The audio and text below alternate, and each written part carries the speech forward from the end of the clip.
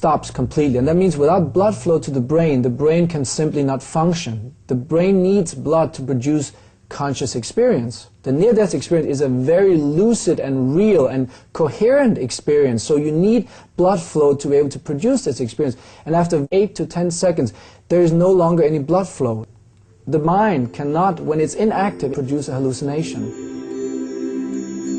The testimonies given by those who have had NDEs reveal the existence of certain identifiable stages that are universally observed, regardless of cultural or religious background.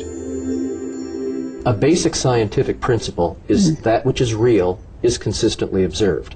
So you would expect, if near-death experiences were real, you would consistently observe elements, not only among the over 1,300 I studied, but you'd also expect that consistency of what goes on during near-death experiences from what all the other researchers are seeing in the thousands of other near-death experiences that have been reported.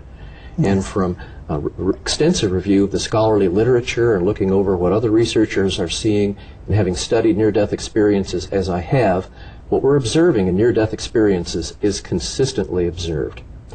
And that consistency runs deep. We see the same consistency in the near-death experience among very small children. We see the same near-death experiences all around the world. It's as if it doesn't make any difference if you're a Hindu in India, a Muslim in Egypt, or a Christian in the United States.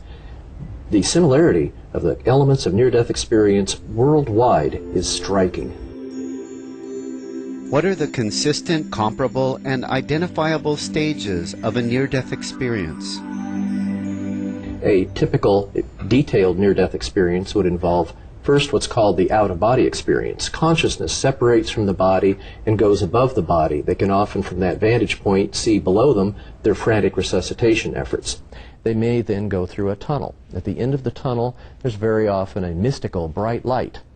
In that area, they may also encounter deceased loved ones, not as a haunting or frightening event, but as a joyous reunion. They may have a life review where they see parts or all of their prior life. They may be in unearthly beautiful realms, sometimes called heavenly realms. They may encounter what's called a barrier, which means, like, for example, a stream across the path they're on, or a bridge, or something in which they can't cross. And then usually at that point in time, they're involved in a decision, and that being a decision about returning to their earthly body. Some of the most dramatic near-death experiences that I read involve the point of consciousness leaving far away from the physical body.